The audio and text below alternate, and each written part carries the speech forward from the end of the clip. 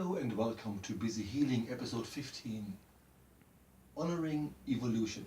Now that's an interesting and somewhat misleading title because most spiritual people that I meet, and probably you meet, they all want to celebrate their ancestors, and what that really means is they're what they call spiritual ancestors. So they want to meet their guides and they want to do all sorts of things, and there's nothing wrong with it.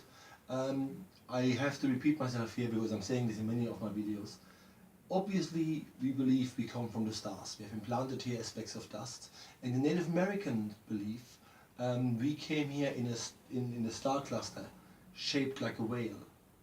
And then evolution happened. And that's basically the topic for today, is to look at what came before you and understanding that just by honoring what came before you does not take away anything from your spirituality. And isn't it surprising that when you look at numbers, loads of people are interested in the safety and the freedom of whales and dolphins? And maybe it is because they have transported us here, even though it was just in a shape. And there are other animals that we feel we ought to protect more. I'll give you an example. A lot of people that you meet really don't like snakes, and yet when you go to the pharmacy you have a snake around the cane. It's a sign of protection. Many people recoil when they see spiders in Native American teachings. The spider is the one that creates your web of life. It's another animal of protection.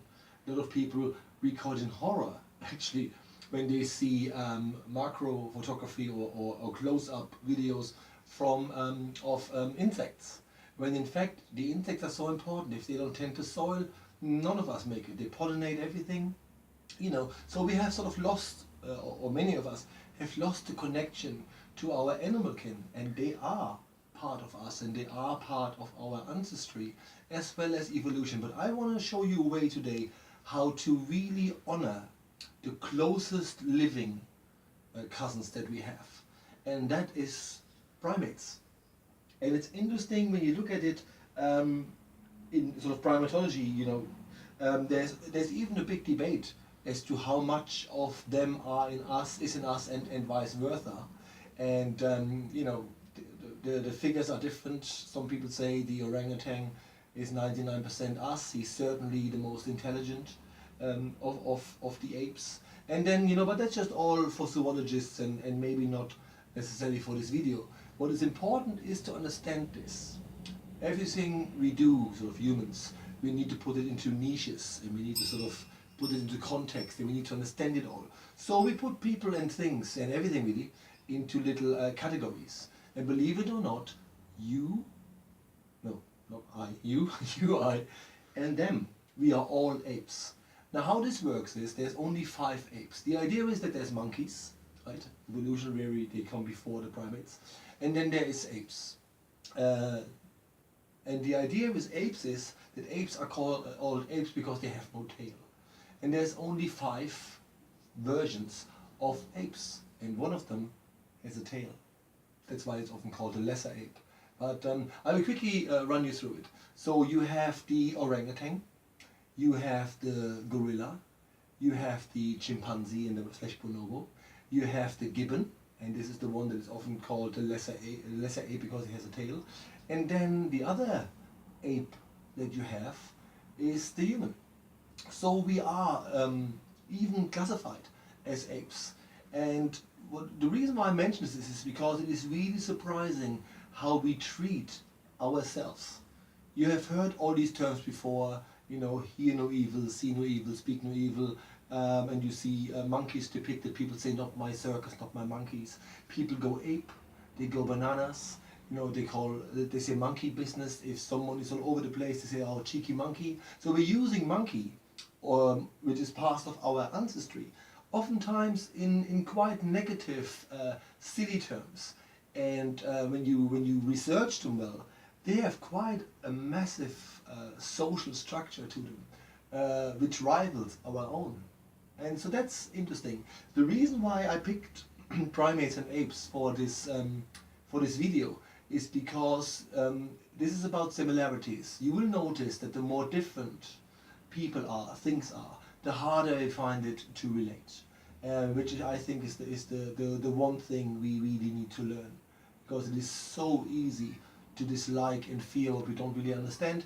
Here with primates, this is the first chance that you get, really, without feeling threatened in that sense, to really look at them. Well, one thing they have in common with us, and that's why they're also classified as primates, is that they have very few kids and offspring. Many animals have loads of litters and cubs, whatever they're called, right? Primates have very, very rarely young. Sometimes they only have young every 5 to 7 years, and then not all of them make it, because it's still in the wild. The point is that, like primates, like I said, we're part of it, we are very slow learners, and what primates do is they keep their kids for a very long time, and everything they learn, especially with tools, it can take 7 years for them to properly really open nuts. This is all learned. So we have learned behavior that we carry around all our lives. And then the moment we have our spiritual awakening, a lot of that stuff is questioned. I always say to people, you see people that come into a pet shop, and the children are automatically like, oh wow, look at this, a spider. And then, the parent says, oh my God, don't go there. So we instill fear in others. So all these things that, where we learn to hate and learn to dislike, you can actually, to a certain extent, see this in primates. They also hold real grudges, and they can be quite aggressive. But on the whole, what bothers me, and this is really directed to everybody who is spiritual, claims to be spiritual. Don't claim to be spiritual and then do and mock monkeys, because that's one of the things you don't do. You have absolutely no right, we have absolutely no right to mock anyone just because we don't understand them. And it is not important, really, if the animal in question is oblivious. It is still your bad karma, and you will be held accountable for everything you do or don't do. I know this sounds a bit tough and a bit harsh, but I want to make that point, that when your first response is to laugh at someone, then obviously you're not as connected as you could be. So what I would suggest is, and it may sound a bit silly, is to get a monkey figurine. This is actually from my wonderful friend Daria from Russia. She sent this to me. But it is really easy. You can just get one of those, no matter where you get them from, really. It's not about the price. And put them next to you. And we do all these meditations. You could do meditation just with stones, or just even with nothing. And that's what I would do. Remember that in your hands you have chakra points. Right in the middle of your palm is the solar plexus. You press it once, you open it once, and then you take this little toy's hand and imagine and remember that this is a representation of a cousin of yours, a relative of yours. You are everything. We are everything. And you take the hand of your living relative, if that makes sense. Close your eyes, put your feet firmly on the ground, and then say, connect me, or help me to be connected. And since we are all spiritual beings with a body, and that includes all the animals, even though they came before us and we evolved out of some of them, everything has been planted here as speck of dust. And then, like I said, life happened, so to speak. But none of us is what we call an original species. And yes, it is open to debate, but I believe that firmly. And you can see things in animals that have developed over millennia that are so incredible that it is very difficult to figure this out. It's just my phone. Just ignore it. You will not answer it right now. Right? So one way of doing this is really just get a figurine and then say, please connect me. And what will happen then is that you basically ask your guides to get you in touch with the guides that these animals have. And they might send you a specific one, it depends. But all I'm saying is, what looks silly to others is an amazing, amazing, amazing way of connecting. And you connect much more than go and meet them in captivity.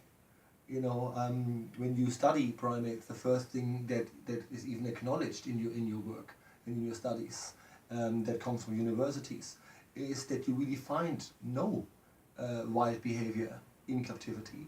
So unless you go there and send them healing and apologize for us putting them behind bars, don't bother going there. There's nothing spiritual there. And I think it's really important that we see this. We have all these animal collections, and I've worked with animals that are in captivity, right? Because once they're there, they're our responsibility. But if you have a choice, why would you support it?